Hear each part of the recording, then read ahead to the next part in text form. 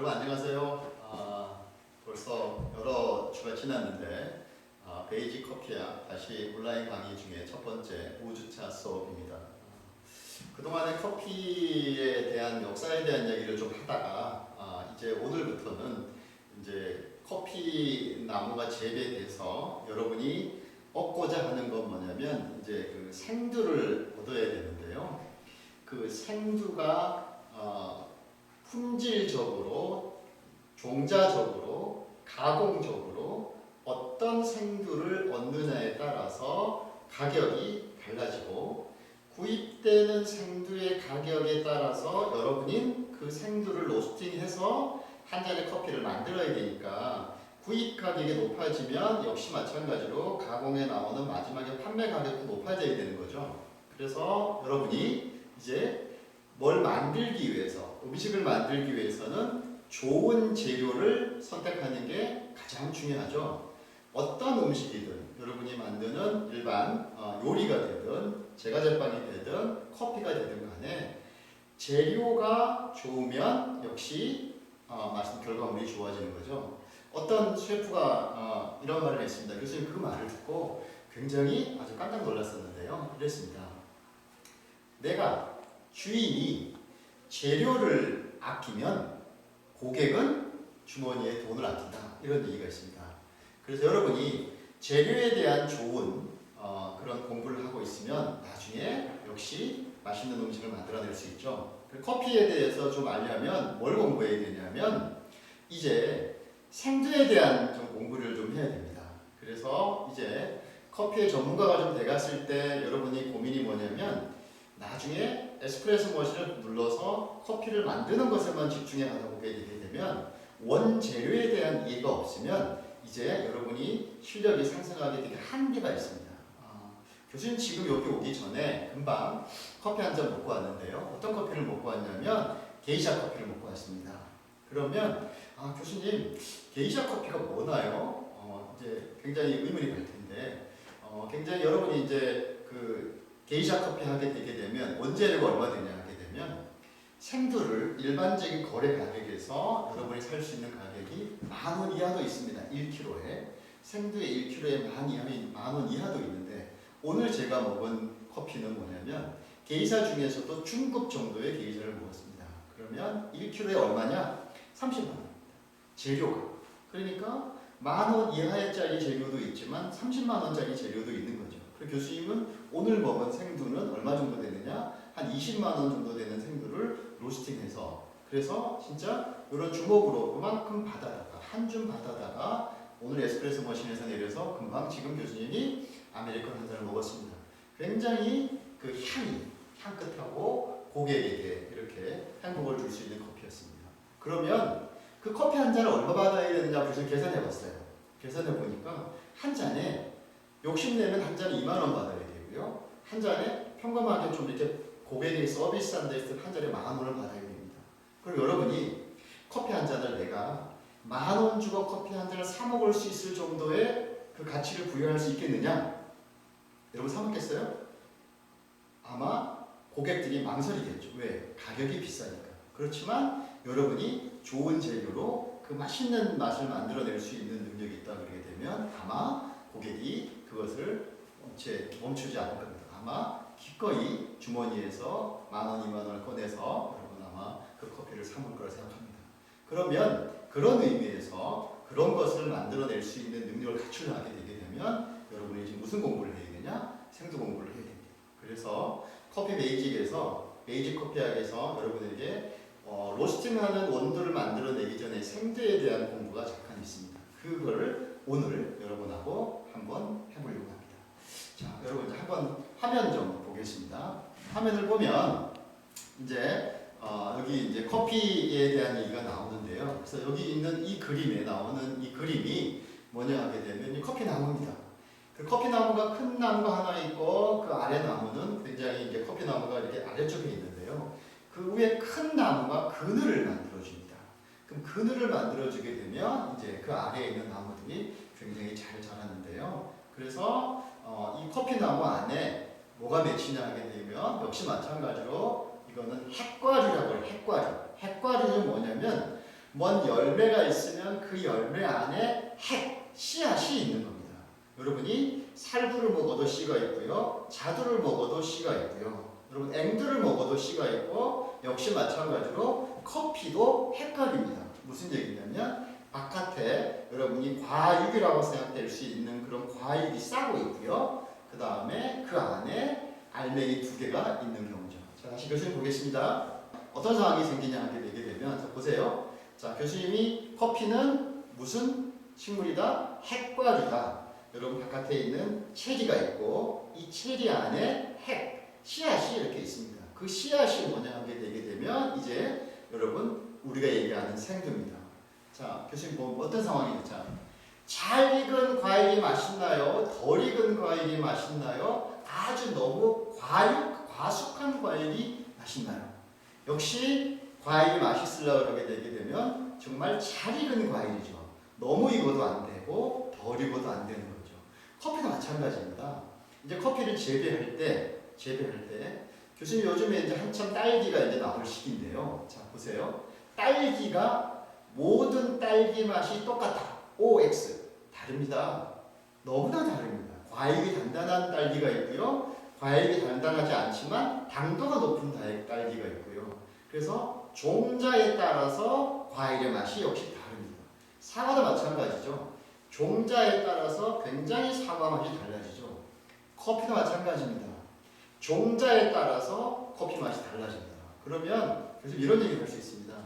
교수님 그 종자가 왜 다르나요? 역시 커피나무도 식물이기 때문에 모든 식물은 자라는데 뭐가 기후와 환경에 영향을 받습니다. 그러면 어떤 지대가 높다는 얘기는 춥다는 얘기죠. 추운 지역에 잘 자랄 수 있는 식물이 있고요. 그 다음에 따뜻하게 아래쪽에서 잘 자랄 수 있는 식물이 또 있고요. 아래쪽에 따뜻하면 뭐가 생기냐면요. 식물은 병충해가 생깁니다.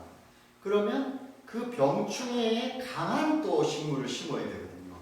병충해에 강한 커피 종자를 심어야 되거든요. 그래서 커피 종자가 좀 달라집니다. 그러면 여러분들이 나는 어느 지역에서 재배되는 것, 높은 지역에서 재배되게 되게 되면 수확하는데 어려움이 있을 수 있고요. 날씨가 춥기 때문에 생산량이 적을 수도 있고요. 그래서 그런 데서 생산되는 것은 가격이 높아집니다. 가격이 높아지면 역시 아까 교수님이 뭐라고 그랬어요? 판매 가격이 높아질 수 있다고 높아야 되는 거죠. 그러면 내가 판매하는 가격보다 여기 원재료를 가격을 낮추려 하게 되게 되면 어떻게 하는 방법밖에 없겠어요. 수확량이 많으면서 일반 낮은 지대에서 살 수 있는 그런 것들이 많아야겠죠. 그래서 여러분이 지금 이제 교수님이 첫 번째로 얘기하게 되면 커피 종자 중에서 그나마 사람들이 등급이 좋은 거라고 얘기하는 걸 뭐냐면 아라비카라고 합니다. 아라비카 종자가 커피의 가격이 그래도 조금 상승되는 맛을 만들어내고요. 그 다음에 여러분이 가장 많이 알려져 있는 로부스타라는 것은 좀 낮은 지대에서 따뜻한 지대에서 수확량도 많고 병충해도 강합니다. 그 대신 가격이 좀 낮습니다. 그러면 적절한 가격을 만들어내려 하게 되면 좋은 커피와 좋다고보다는 가격이 좀 비싼 커피와 가격이 싼 커피를 섞을 수밖에 없는 거죠. 그게 뭐냐? 그게 이제 커피 블렌딩입니다. 그래서 커피는 생두에 대한 좀 이해를 한 다음에 어떤 생두를 어떤 비율로 섞느냐, 그게 블렌딩입니다. 그래서 적절한 블렌딩을 가지고 있는 그게 여러분의 기술이 될 수 있는 거고요. 그 기술이 어느 집에는 가격 대비 성능의 맛이 좋으면서도 가격에 낮출 수 있는 그 브랜딩을 할 수 있는 능력을 가진 전문가, 그게 여러분 잘하는 사람입니다. 그래서 그런 걸 브랜딩을 해서 그 다음에 로스팅을 해가지고 만들어내는 그 원두를 가지고 맛있는 커피를 만들어낼 수 있는 경쟁력을 가지려 하게 되게 되면 여러분이 지금 다시 이런 생두에 대한 이해가 필요합니다. 다시 앞으로 가게 되면 교수님, 커피는 무슨 과일이라고 그랬어요? 핵을 가진 핵과류라고 그랬고요. 그 핵과류이기 때문에 그 안에 과육을 벗겨내면 정상적으로 치게 되면 그 안에 씨가 이렇게 2개가 딱 있습니다. 이렇게 마주보고 되는 씨가 2개가 있습니다. 이 씨앗을 여러분이 벗겨내서 그 다음에 말려서 그 다음에 여러분이 로스팅해서 만들어내게 됩니다. 그러면 조금 더 식물 내부적으로 좀 더 보겠습니다. 다시 슬라이드를 좀 보면요. 슬라이드를 보게 되게 되면 이제 첫 번째 나오는 게 이제 커피가 열매를 맺으려면 이제 꽃이 피어야 됩니다. 그래서 이 커피 나무 꽃에 나는 여러분 이 냄새 향기가 너무나 상긋합니다. 그래서 커피를 씨앗에 이런 커피 열매의 상긋한 향기가 같이 넘어갈 수 있는 그런 이런 꽃향기가 난다고 그러는데요. 이제 생두에서 그런 맛을 만들어낼 수 있습니다. 그래서 여기 보게 되게 되면 첫 번째 하얀 꽃이 여러분 거기 이렇게 피게 되겠고요. 하얀 꽃이 피고 향기는 여러분이 아는 이 자스민 향이 납니다. 아주 진짜 이 자스민 향은 그 향기를 맡으면 어떻게 될까? 아주 푹 빠질 수 있는 그런 굉장히 아주 좋은 향기를 맡을 수 있었습니다. 이게 이제 커피꽃이고요. 그래서 요즘에 이제 그 농원에서 하우스에서 이 커피나무를 굉장히 많이 심어 놓고요. 전국에 굉장히 큰 지역의 커피숍들이 있습니다. 그 안에 여러분이 수확된 커피를 가지고 그 다음에 카페에서 커피를 판매하는 샵들이 생겼는데요. 그래서 거기 가보시게 되면 이제 5월달쯤 되게 되면 5월 말쯤 정도가 되게 되면 커피꽃이 하얗게 핍니다. 그러면 이제 많은 관광객들이 그 커피 농원에 가서 커피 나무도 보고 이 하얗게 핀 커피꽃도 보고 그 다음에 그 전에 수확해 놓은 커피 열매를 가지고 말려서 로스팅해서 만들어 놓은 맛있는 커피 한 잔을 굉장히 비싼 가격에 2만원, 3만원 정도의 비싼 가격에 커피를 맛보는 그런 샵들도 많이 생겼습니다. 다시 슬라이드 보겠습니다. 이제 슬라이드 보게 되게 되면 이제 커피 나무는 잎 역시 마찬가지이기 때문에 잎이 있습니다. 잎이 있는데요. 교수님이 지금 뭐라고 했냐게 되게 되면 대표적으로 커피나무의 종자는 조금 더 우리 좀 A급이라고 생각될 수 있는 좀 가격이 좀 높으면서도 고산지대에 잘 자라는 종자가 무슨 종자냐 하게 되면 여기 있는 아라비카란 종자입니다. 그래서 이 아라비카 종자는 커피나무 잎이 여기 여러분 이제 오른쪽에 사진에 보게 되면 커피나무 잎이 있는데요. 커피나무 잎이 좀 이렇게 길쭉하게 생겼습니다. 그 다음에 교수님이 뭐라고 했냐면 병충해에 좀 강하면서도 이렇게 한 600m 고지 아래쪽에 많이 자라는 커피, 그 베트남에 되게 많은데요.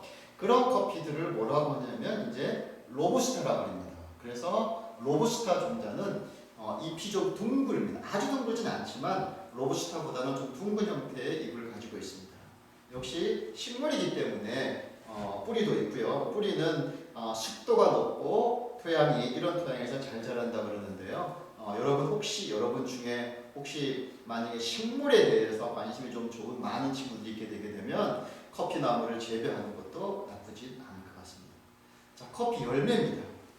자, 커피 열매를 보게 되면 교수님이 뭐라고 얘기했냐고 하게 되게 되면 핵과류라고 했죠.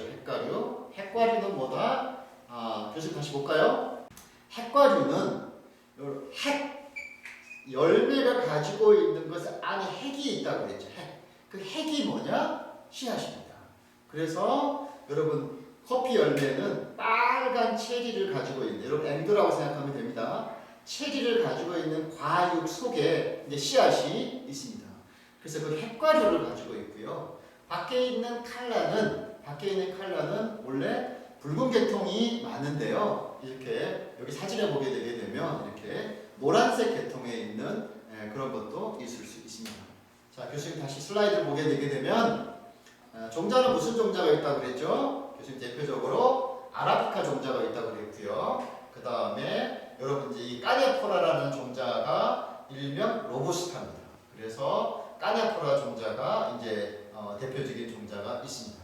그래서 오른쪽에 큰 사진 있죠? 빨간 사진을 보게 되게 되면 지금 얘기하는 빨간 사두에 있는 그 빨간 그 웹피가 있고요.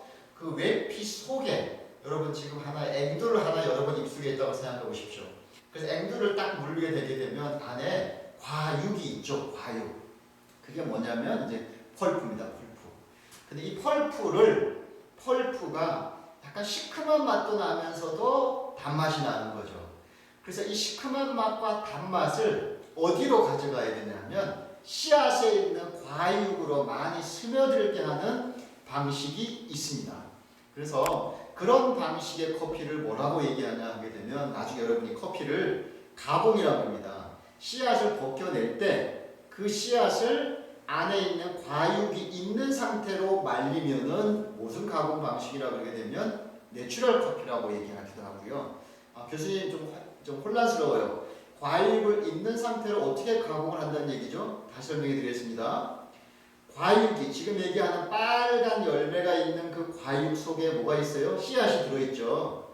이 씨앗이 있는 상태로 말립니다. 말리면 교수님 지금 얘기했지만 이 과육은 무슨 맛? 상큼한 시큼하면서도 약간 단맛을 가지고 있는데 그 과육에 있는 맛이 씨앗으로 이렇게 스며들 수 있죠. 이렇게 말려가지고 그 다음에 나중에 탈피를 합니다. 그래 벗겨내면 그럼 안에 있는 과육만 벗겨낼 수 있죠. 이렇게 만든 커피가 내추럴 커피입니다. 역시 조금 굉장히 스위트한 맛이 강한 커피고요. 그 다음에 여러분 뒤에 가보게 되면 워시드라고 해서 이 과육을 벗겨낼 때 인위적으로 으개는 것처럼 해서 물로 깨끗이 씻어내는 방식, 그런 방식은 이제 여러분 좀 깔끔한 맛이 나는데요. 그런 방식에 나는 커피를 뭐라고 얘기하냐면 이제 물로 씻어냈다고 해서 워시드 처리 방식으로 된 방식이다. 뭐 이런 얘기를 써서 얘기합니다. 자, 다시 그림을 좀 보겠습니다. 그림을 좀 보게 되게 되면 여기 뭐라고 쓰여있냐면 뽑지 않는 상태의 빈을 뭐라고 얘기했냐면 이제 이것을 생두. 여러분들 과육을 들어있는 상황에 여러분이 얘기하는 게 아니라요. 여러분 이제 벗겨냈을 때 벗겨서 바깥에 있는 핵과리라고 그랬죠. 안에 있는 씨앗만 벗겨냈을 때 그래서 이거를 뭐라고 하느냐 이제 생두라고 합니다. 생두. 그래서 영어로는 그린빈이라는 단어를 썼는데요. 그린빈이 영어로 강낭콩이라는 단어를 같이 씁니다. 그리고 최근에 와서는 그린빈이라는 단어도 쓰지만 그냥 커피빈이라는 영어 표현도 많이 씁니다. 다음 슬라이드 보게 되게 되면 이제 지금 아까 있는 이 앞부분에 있는 슬라이드에 있었던 빨간 체리를 조금 더 이렇게 그림으로 표현해서 하나의 열매를 이렇게 다 해부학적으로 좀 이렇게 분류해 놨었어요. 그래서 이렇게 커피 열매의 구조 이렇게 있는데요. 아마 여러분들이 인터넷 강의를 듣고 다음에 대면으로 나왔을 때 교수님이 시험을 본다 하게 되게 되면 아마 이 그림을 하나 그림으로 놔두고 이 그림에 대해서 커피 열매의 구조에 대해서 한번 써봐라 라는 교수님이 시험을 낼 수 있는 상황입니다. 그래서 여러분 보시면 가운데가 이렇게 골이 져 있죠. 그래서 커피 열매 보게 되게 되면 가운데가 이렇게 골이 되어 있는데 그걸 센터컷이라고 그러는데요. 이런 커피 모양의 커피 열매, 커피 빈의 모양으로 만들어서 최근에 여러분들 강릉에 가보게 되면 커피 콩빵이라고 나오는 게 있고요. 앞에 가보게 되게 되면 커피 콩빵이라고 해서 이렇게 호두 모양의 약간 작은 그런 여러분들 그 과자라고 해야 되나요? 빵이 사실 빵은 아닌데요. 그런 형태의 제품들도 이런 형태의 모양을 빌려서 나오죠. 자, 그 다음에 안쪽에 보게 되게 되면 나중에 여러분이 이제 그 인터넷 강의 볼 때는 교수님이 사진을 한번 이렇게 실물 사진을 보여드리겠습니다. 보시면 생두 바깥에 하얗게 약간 이렇게 얇은 막이 형성되어 있는 게 있습니다. 계란 안에 있는 속껍질처럼 생겼는데요. 그게 뭐라고 부르냐 하게 되면 음피라고 부르고요. 그 음피를 벗겨내면 음피 여러분들 그 안쪽에 보게 되게 되면 이제 파치먼트라고 합니다. 파치먼트는 그린빈이 아닙니다. 파치먼트는 그린빈을 싸고 있는 여러분들 벼로 치면 왕겨가 붙어 있는 여러분 벼로 치면 왕겨가 붙어 있는 상태입니다. 그래서 그 파치먼트를 벗겨내면 안에 뭐가 있느냐? 그린빈이 있습니다. 그래서 그런 그린빈이 이제 여러분 얻을 수 있고요. 지금 밑에 보게 되면 마지막에 펄프란 것도 있고요. 펄프가 아까 얘기했죠. 앵두를 먹는다 하게 되면 자두를 먹는다 하게 되면 그 안에 씹히는 과일 있잖아요. 그게 이제 펄프입니다. 펄프. 그걸 벗겨내면 이제 안에 있는 여러분이 그린빈을 얻을 수 있는 거죠. 그래서 우리는 이 안쪽에 있는 지금 여기 2번에 해당되는 건데요. 2번 해당되는 그 안쪽에 있는 약간 푸른 빛을 띠는 블루 컬러를 살짝 띠는 그런 여러분의 생두를 얻을 수 있습니다. 자, 다시 교수님 좀 볼까요? 교수님 뭐라고 얘기하게 되게 되면 커피빈은 핵과류인데 핵과류 안에 씨앗이 몇 개 들었다고 그랬어요? 사실은 두 개가 들은 게 이렇게 마주보는 걸로 해서 두 개가 들은 게 정상인데 돌연변이가 있을 수 있습니다. 어떤 돌연변이가 있을 수 있나 그렇게 되면 세 개짜리가 있을 수 있고요. 여러분들 시골에서 혹시 여러분 밤송이를 까본지 모르겠는데 밤송이 까보게 되게 되면 밤이 두 알이 들은 것도 있고요. 밤이 알이 세 개 들은 것도 있고 밤 알이 한 개 들은 것도 똑같습니다. 커피 알갱이도 커피 체리도 벗겨보게 되면 일반적으로는 체리가 가운데 부분이 납작하죠. 이유는 두 개가 이렇게 마주보고 있기 때문에 납작하는 거죠. 이렇게 형태로 있는데 이게 돌연변이가 생기게 되게 되면 어떻게 되느냐? 한 개짜리가 있을 수 있고요. 그 다음에 세 개짜리 있을 수도 있습니다. 그래서 한 개짜리를 뭐라고 부르냐? 피베리라고 부릅니다. 피베리. 그래서 여러분 슬라이드를 좀 보시면 제가 사진으로 이렇게 만들어 놨었는데요. 이렇게 사진 찍어 놨었죠. 그래서 커피 알갱이가 이렇게 한쪽이 납작하게 생기지 않고 이렇게 전체가 한 알이 들어있기 때문에 동그랗게 생겨 있습니다. 그래서 이거를 진주 모양과 비슷하다 그래서 여러분들이 이제 피베리라고 부릅니다. 이 피베리는 일반 콩에 비해서 크기가 작으며 신맛이 강한 것이 특징이다. 그래서 교수님 아까 그랬죠. 생두에 대한 이해가 좀 크면 고객이 원하는 다양한 맛을 만들어낼 수 있는 재료를 선택할 수 있는 능력이 여러분한테 있다. 이런 걸 얘기하고요. 아까 세 개가 있다고 그랬죠. 그래서 세 개는 이렇게 해서 트라이앵글러 빈이래 가지고 안에 세 개짜리도 있을 수 있습니다. 그 생두를 가지고 여러분이 예전에는 이런 드리퍼에다가 커피를 추출하죠. 그러면 교수님 지난 시간에 뭐라고 했냐면 여기 보면 여기 드리퍼의 모양을 교수님 좀 카메라 좀 클로즈업을 하게 되게 되면 여기 비슷하게 생긴 것 같은데 뭐가 좀 다르죠. 뭐가 다르냐면 얘는 교수님한테서 오른쪽에 있는 얘는 여기 있는 이 목이 굉장히 짧게 여기에 이제 이렇게 돌출이 되어 있고요. 왼쪽에 거는 저렇게 돌출이 되고 이렇게 높게 되어 있죠. 그러면 이게 여기 있는 이 표면하고 여기 약간 이렇게 이 돌출이 되어 있는 부분이 이렇게 골이 져 있습니다. 그래서 종이에 대한 밀착이 붙으면 그 사이가 골이 빌 수 있는 거죠. 그걸로 물 흐름이 내려가거든요. 그러니까 추출된 커피가 그렇게 내려가는 게 여러분 이걸 가지고 뭐라 하냐면 이제 드리퍼라고 그러고 물의 흐름이 좀 다르죠. 아래쪽에 있는 게 다르죠. 이렇게 다릅니다. 그래서 이제 이쪽에 있는 것을 여러분이 이제 왼쪽에 교수님 다시 왼쪽에 있는 이 구멍이 있는 이것을 이제 고너 드리퍼라고 그러고요. 오른쪽에 있는 여기 출구가 3개 이렇게 되어 있는 이게 여러분은 뭐라고 하냐면 이거 이제 갈리다 드리퍼라고 합니다. 자, 이런 방식으로 여러분이 이제 커피를 내리게 되겠고요. 자, 슬라이드 보시면 자, 이제 커피의 품종이 나옵니다. 커피의 품종. 자, 여러분들 커피 바리스타 시험에 항상 나오는 게 뭐냐면 자, 커피의 종자가 식물이라고 했고요. 그 식물은 어떤 종류에 속하느냐에 따라서 좀 분류가 달라지는데요. 그래서 식물을 분류할 때 이렇게 무슨 과, 무슨 속 이렇게 분류를 하는데요. 그래서 커피나무는 꼭두선이과라는 데 속하고요. 코베아 속이라는 데 속합니다. 그리고 이제 식물의 분류학자가 굉장히 이제 전 세계 식물의 분류학자 중에서 굉장히 유명한 사람이 스웨덴에 여기 있는 린네라는 사람입니다. 린네. 굉장히 종자 이름을 딱 쓰고 뒤에 누가 분류했는지 써 있습니다. 식물 분류에 보면 거기에 린네라는 사람이 있는데요. 이 사람이 이제 커피도 역시 이렇게 분류를 했고요. 대표적인 커피 품종은 3가지가 있습니다.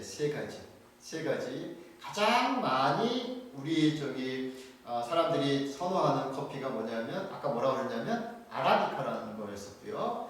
그 다음에 두 번째로 나온 많은 게 뭐냐면 까네포라라는 종자고요. 이 까네포라는 일명 다른 말로 로부스타라고 불리기도 합니다. 슬라이드 보시면 자, 아라비카라고 써 있고요. 이 아라비카는 이디오피아가 원산지고요. 아까 교수님이 뭐라고 했냐면 얘의 잎은 어떤 형태로 되어 있다? 길쭉한 모양으로 되어 있다라고 했고요. 얘는 굉장히 고산지대에서 잘 자라고요. 굉장히 고산지대에서 잘 자랍니다. 그래서 커피 종자 중에서 고산지대에서 자란 거는 기온 차이가 밤낮의 기온 차이가 높고 낮습니다. 낮에는 따뜻하고 겨울에 좀 춥습니다. 그래서 식물은 그러니까 주변의 환경이 나빠지게 되게 되면 열매를 맺습니다. 그리고 그 열매를 다음 세대를 위해서 굉장히 많은 영양분이라고 생각하면 좀 그럴 거예요. 당분입니다. 당분의 저장 형태가 높아집니다. 그래서 과육이 좀 더 단맛이 많아집니다. 그러면 여러분들 아라비카 종류가 훨씬 더 단맛이 강하겠어요? 여러분 로부스타가 단맛이 강하겠어요? 역시 아라비카 종류가 단맛이 강합니다. 그래서 역시 약간 쓴맛이 있으면서 단맛이 가미된 커피가 진짜 맛있는 커피라고 사람들이 좋아하는데요. 그래서 전 세계에서 70% 종자를 차지하는 비중은 뭐냐면 아라비카입니다. 아라비카. 그리고 지금 굉장히 고급 커피의 주류를 이루고 있는 것도 역시 아라비카입니다. 자, 그 다음에 두 번째 나오는 커피 종자가 뭐냐 하게 되게 되면 이제 까네포라라는 종자입니다. 까네포라. 자, 이 까네포라는 교수님 얘기했지만 일명 다른 말로 뭐라고 부른다고요? 로부스타라고 부릅니다. 그러면 이런 말을 할 수 있습니다. 교수님이 여러분이 이제 어느 커피 사장님이세요. 로스팅 사장님이세요. 그럼 교수님 이렇게 여러분 사장님의 회사의 종자에 있는 커피는 브랜딩이 어떻게 되냐요? 라고 하게 되게 되면 우리는 아라비카가 50, 로부스타가 50 정도 씁니다. 라고 얘기할 수 있습니다. 왜? 로부스타가 만들어내는 맛이 있고 아라비카가 만들어내는 맛이 있습니다. 이것을 두 가지를 섞을 수 있는 그 브랜딩의 기술이 좋아야 된다고 교수님 얘기했잖아요. 그래서 로부스타를 많이 섞게 되게 되면 로부스타가 가격이 좀 낮습니다. 그러면 이런 거죠. 여러분 회사에서는 에스프레소 쓰는 커피 로스팅된 원두를 얼마짜리를 쓰십니까? 라고 할 수 있습니다. 무슨 얘기냐면 1kg 가지고 생두 1kg를 로스팅하면 800g이 나오는데요. 그 800g으로 만들어냈을 커피 잔수가 있잖아요. 여러분이 지금 몇 g 쓰냐 하게 되면 보통 10g 가지고 에스프레소 한 잔을 만들어냅니다. 보통 8 내지 10g이라고 그랬는데 예전에 8g을 많이 썼는데 요즘은 조금 g수가 높아졌습니다. 그래서 10g을 쓴다고 생각하게 되게 되면 여러분이 몇 잔을 만들어낼 수 있는지 알 수 있죠. 그러면 재료가 여러분 1kg에 내에 있는 커피 재료 가격이 낮아지게 되게 되면 결국은 여러분이 1일 판매량에 따라서 커피에 관계되는 수익량이 차이가 엄청날 수 있는 거죠.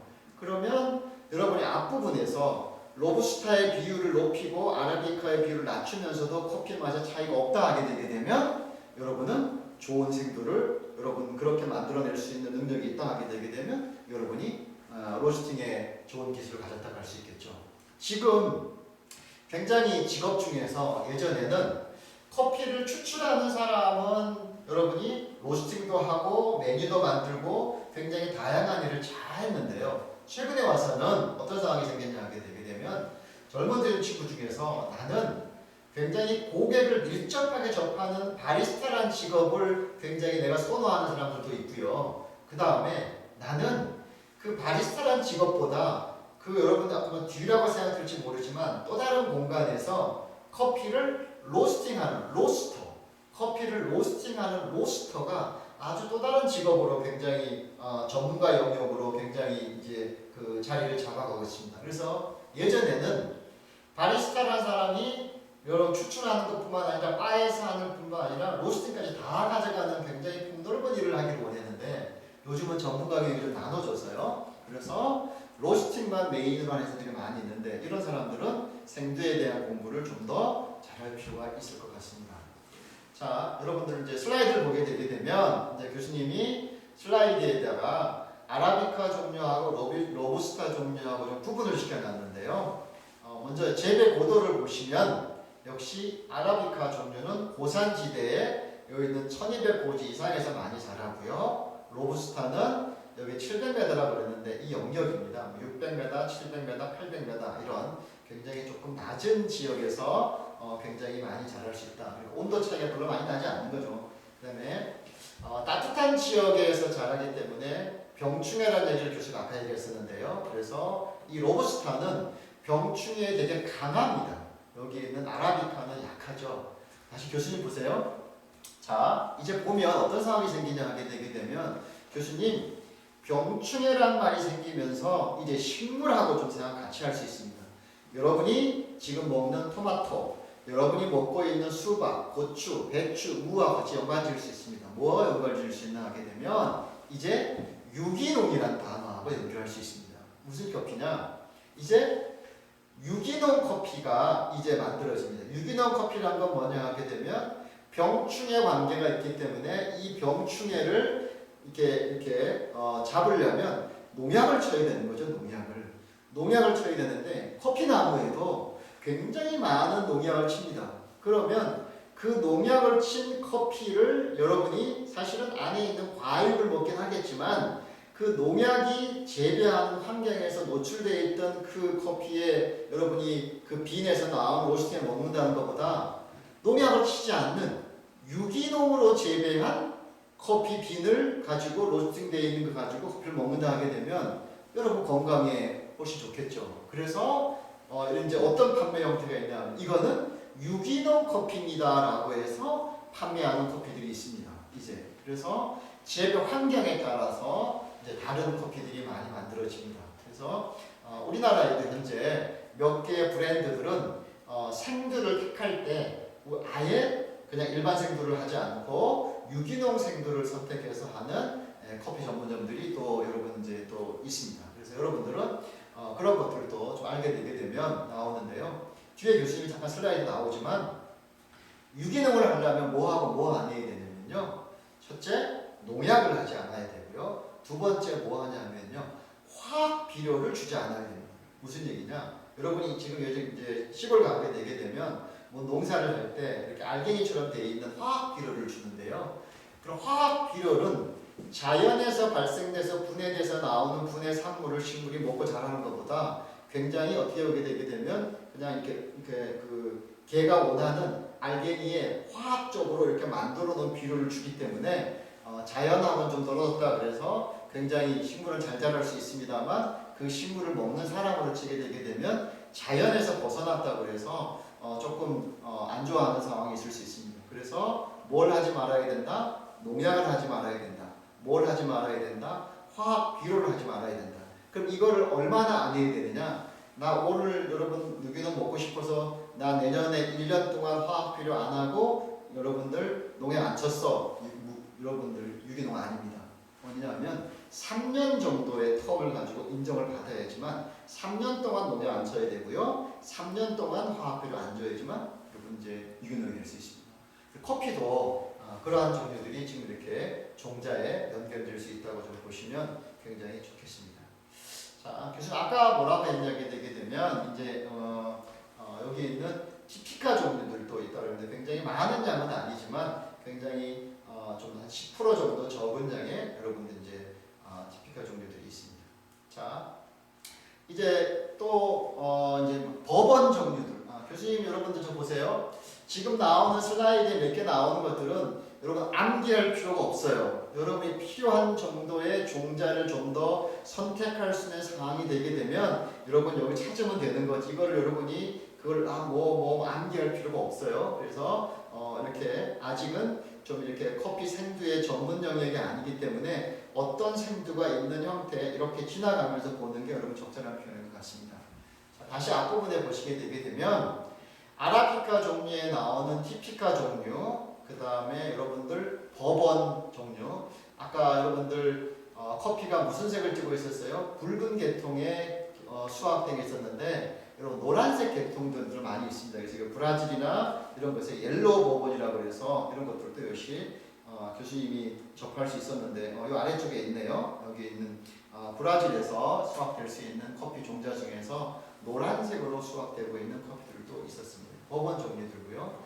그 다음에 또 많은 종류가 여기 있는 카투라라는 종류들이고요. 그 다음에 여기 뭐 카투아이, 문더노보라는 것들도 있고요. 마라고추페, 그다음에 카티모루, 여기 나오는 이제 게이샤 커피. 다시 슬라이드 좀 보겠습니다. 슬라이드를 보게 되게 되면 이제 전 세계에서 수확량은 많지 않지만 여러분들 이제 이 게이샤 종류가 어느 나라에서 재배된 게이샤에 따라서 조금 가격이 달라질 수 있습니다만 이 게이샤라는 종류가 굉장히 인기 있었던 국가는 어디냐게 되면 여기 있는 파나마에서 이제 이 예를 통해서 커피에 있는 등급들이 만들어지고요. 그 다음에 좋은 커피들이 수확됨으로 해가지고 원료에 대한 굉장히 가격의 차이가 많이 날 수 있는 상황이 생겼는데요.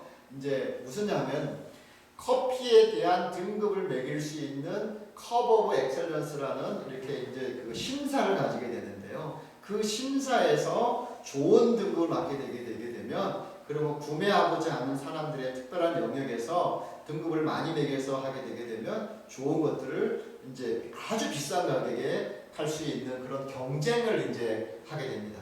그리고 이 경쟁에서 이제 여기 보게 되면 1960년대에 이제 코스타리카에 있는 농부가 여기 있는 이제 이런 것들을 재배하게 됐고요. 2004년도에 여러분 여기 보게 되면 이제 베스트 오브 파나마라는 경연 대회장에서 이 사람이 출품한 것이 이제 다른 사람이 생각도 못한 이제 탑의 그런 것들을 차지하게 됩니다. 그래서 전 세계에서 굉장히 이제 비싼 가격에 커피를 판매하게 되겠죠.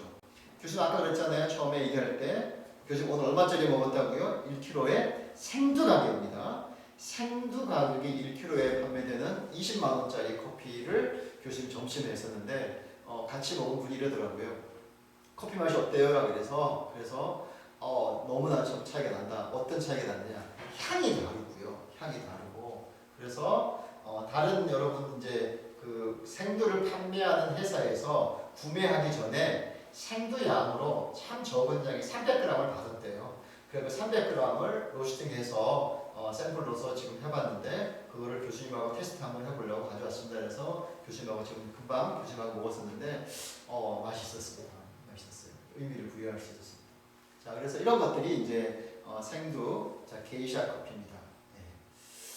자, 그 다음에 커피를 이제 자 교수님이 그동안에 긴 시간 동안에 뭐 생두에 대한 얘기를 많이 했고요.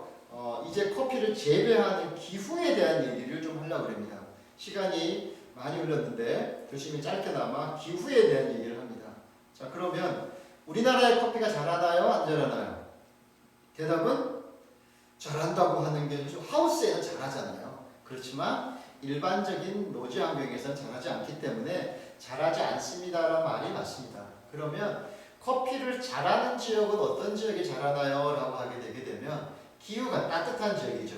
그래서 여러분 적도를 중심으로 북쪽으로 있는 북이 여러분 25도 내지 28도라고 그러는데요. 그래서 이거 북쪽으로 이렇게 금이 거 있죠. 지구를 보게 되게 되면 그래서 북쪽으로 되어 있는 북이 25도, 28도, 남쪽으로 25도, 28도.